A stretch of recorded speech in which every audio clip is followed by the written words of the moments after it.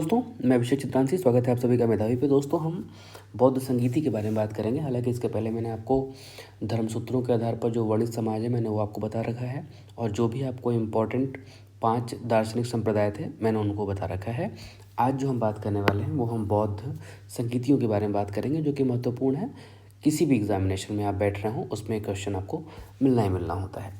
तो हम पहली बौद्ध संगीति के बारे में बात करेंगे, जिसका स्थान रहा राजगृह, और कभी कभी सप्तपर्णी या कहीं कहीं इसको सप्तपर्णी गुफा के नाम से जानते हैं। टाइम पीरियड इसका 483 BC रहा, और इसके अध्यक्ष जो रहे वो महाकश्यप रहे। शासक किस टाइम के और किस शासनकाल के टाइम पे शासक के टाइम पे हुआ था, तो अजातशत्रु इस समय शासक था। ध्यान रखिएगा कि राजगृह में अजातशत्रु के शासनकाल में महाकश्यप की अध्यक्षता में पहली बौद्ध संगति हुई, तो पर यहाँ बुद्ध के वचनों पर सूत पिटक जो पहली बौद्ध संगति है ये बहुत इम्पॉर्टेंट है। जो बुद्ध थे उनके वचनों को सूत पिटक और भिक्षुओं के लिए विनय पिटक, जो बुद्ध के वचन थे वो सूत पिटक में संकलित किए गए, और जो बौद्ध भिक्षु थे उनके लिए विनय पिटक की संकलन करा गया, ताकि इसी के माध्यम से वो अपना आगे का जीवन निर्वाह करते चलें। आनंद सूत्र के प्रमाण तथा उपाली विनय के प्रमाण माने गए हैं। क्या माना गया है, ये सब कैसे माने जाएंगे कि इसी समय लिखे गए हैं? तो आपको पता है कि बुद्ध के सबसे करीबी जो शिष्य रहे उनका नाम आनंद था, और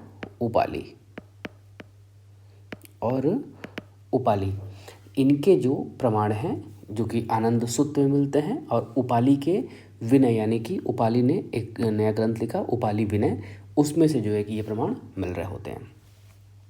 दूसरी बौद्ध संगति देख रहे हैं आप, वैशाली में हुई है। इसके अध्यक्ष साबक मीर रहे हैं, और टाइम पीरियड रहा है इसका 383।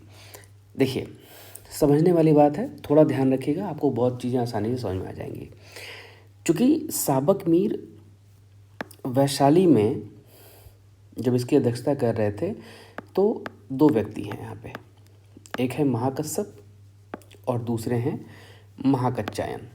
महाकच्चायन अवंती के आसपास चाहते थे कि इसका हो जाए, ठीक है, जो कि यहाँ पे तप कर रहे थे। और महाकश्यप जो हैं वो महासंघिक व्यक्ति हैं और परिवर्तनवादी। परिवर्तनवादी का मतलब है कि जो विनय पिटक और सुत्त पिटक में चीज़ें लिखी गई हैं वो चाहते हैं, कौन चाहता है? महाकश्यप चाहते हैं कि उसमें थोड़ा सा परिवर्तन के साथ इसको स्वीकार किया जाए जब दूसरी संगीति हो रही थी। जबकि अवंती में जो महाकच्चायन हैं वो स्थिरवादी हैं। स्थिरवादी यानी कि जो स्थिति है, स्थित प्रज्ञा आप कह सकते हैं कि ये अपनी निष्ठा से डिग नहीं हो रहे थे, ये स्थिरवादी कहे गए। और परंपरावादी ये कह रहे हैं कि जो बुद्ध के वचन हैं उनमें बिना किसी परिवर्तन के ही ये बौद्ध संगति करी जाए, ठीक है। दूसरी और समझिए आप, इसका कारण क्या है? अवंती के जो भिक्षु हैं ना, जो परंपरागत नियमों को मान रहे हैं, यानी कि कौन? स्थिरवादी महाकच्चायन। वैशाली के भिक्षुओं से मतभेद रखते थे, जिन्होंने कुछ नए नियमों को अपना लिया था। मैंने आपको बताया ना, ये परिवर्तन के साथ कुछ नियम चाहते थे। तो निश्चित तौर पे वैशाली के जो भिक्षु हैं उनका अवंती के भिक्षु से जो है कि बहुत ठीक संबंध नहीं था। तो वैशाली के भिक्षुओं का नेतृत्व यहाँ पे महाकच्चायन ऋषि कर रहे हैं, ठीक है, और महाकश्यप कर रहे हैं, और अवंती के जो है कि महाकच्चायन कर रहे हैं। अध्यक्षता भले साबक मीर ने करी है, लेकिन दोनों ही भिक्षुओं ने अपने आप को सही माना है कि परंपरा के साथ चलना चाहिए, और दूसरा व्यक्ति कह रहे हैं कि परंपरा में थोड़ा सा परिवर्तन के साथ चलेंगे तो हमारी अच्छी रहेगी। तीसरी बौद्ध संगति पाटलिपुत्र में अशोक के टाइम पे हुई है, और परंपरावादियों का प्रभाव रहा इसमें। और कथावत्तु नाम का जो ग्रंथ है, कथावत्तु, ये जो ग्रंथ है ये इसी टाइम पे जो है कि संकलित हुआ। कब? तीसरी बौद्ध संगति के टाइम पे ये संकलित हुआ। और तीसरे पिटक यानी कि अभिधम्म पिटक, अभिधम्म पिटक के रूप में इसको जोड़ लिया गया। मैं क्या कह रहा हूँ, बौद्ध संगति जो तीसरी हुई है वो पाटलिपुत्रा में हो रही है। इसका टाइम पीरियड 250 से 251 बीसी के टाइम पे है। अशोक इस समय शासन कर रहे हैं। इस संगीति के अध्यक्ष मोगली पुत्तिस्य हैं। अशोक स्थिवरवादी हैं, यानी कि हीनयानी हैं। ठीक है। इसी टाइम पे जब तीसरी बौद्ध संगति हो रही है तो कथावत्तु नामक ग्रंथ लिखा गया और इस ग्रंथ को किसके साथ जोड़ लिया गया, अभिधम्म पिटक के साथ इसको जोड़ लिया गया। क्लियर है आप? अब देखिए, एक यहाँ पे आपको फैक्ट या आप इसको एक्स्ट्रा पॉइंट्स के रूप में देख सकते हैं कि पूर्णिमा के दिन वर्ष में सिर्फ एक बार जो बौद्ध लोग हैं वो उपोस्त करते हैं, उपोसत करते हैं या उपवसत करते हैं, और इन तीनों का मतलब क्या है, उपवास करते हैं। क्लियर है आपको? चौथी बौद्ध संगति में आ जाइए। चौथी बौद्ध संगति कहाँ हुई? कुंडलवन कश्मीर में हुई है। शासक कनिष्क हैं और टाइम पीरियड क्या है, 72 ईसा पूर्व है। ठीक है।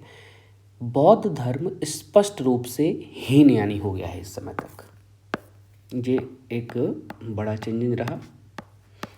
स्पष्ट रूप से जो है कि हीनयानी हो रखा है और इसमें महायान शाखा विभक्त हो रखी है।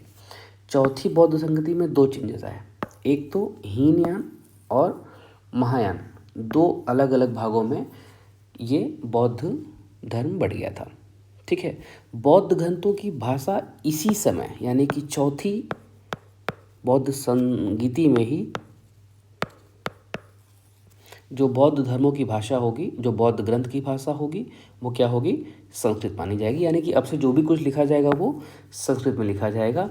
इसी समय विभाषा शास्त्र नामक ग्रंथ का भी संकलन हुआ और ये विभाषा शास्त्र कौन लिख रहा है, वसुमित्र लिख रहे हैं, जो कि चौथी बौद्ध संगति के अध्यक्ष हैं।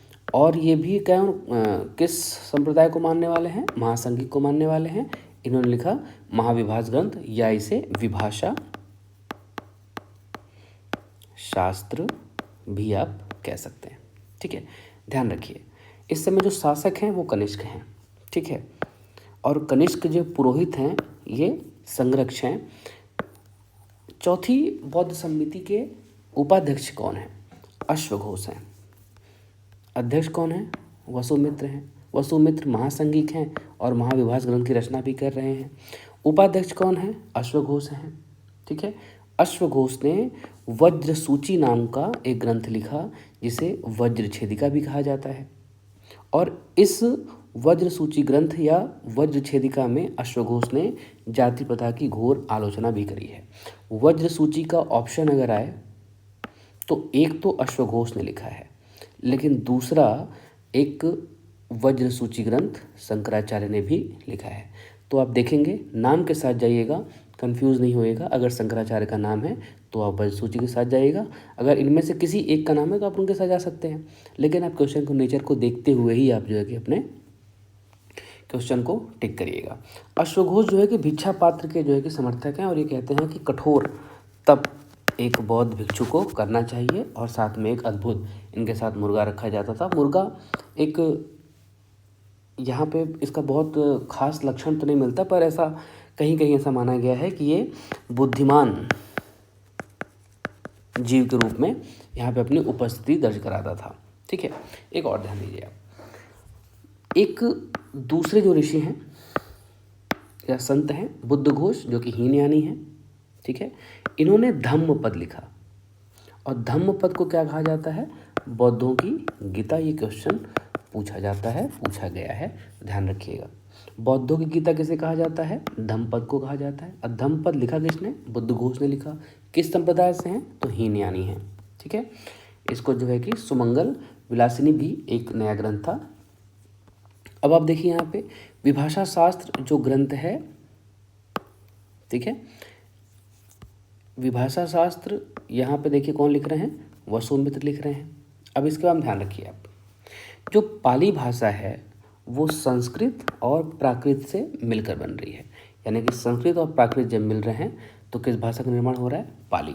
अब देखिए, चूंकि प्राकृत और संस्कृत से मिल के पाली बन रही है तो इसके पहले हम प्राकृत देखेंगे। प्राकृत कैसे आई? पैशाची भाषा से आई।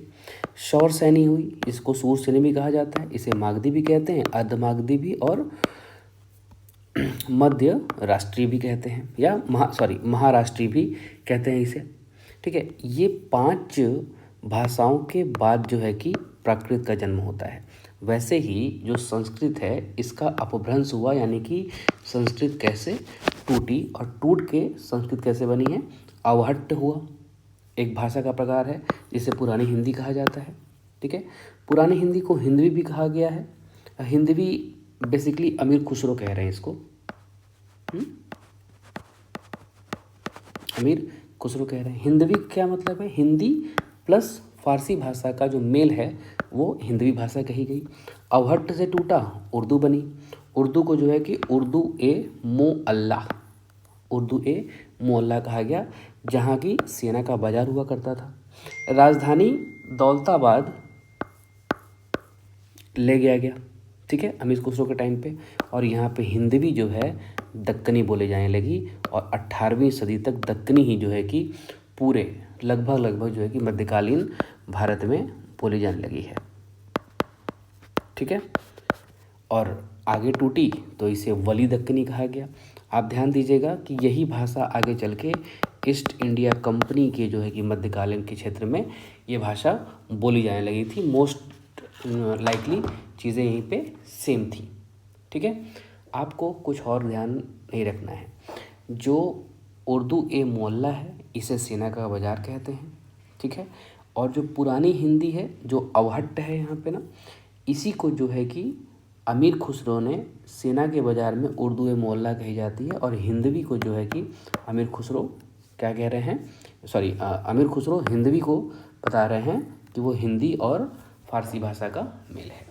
तो आज के लिए इतना ही, कल एक दूसरे टॉपिक मिलते हैं। आज के लिए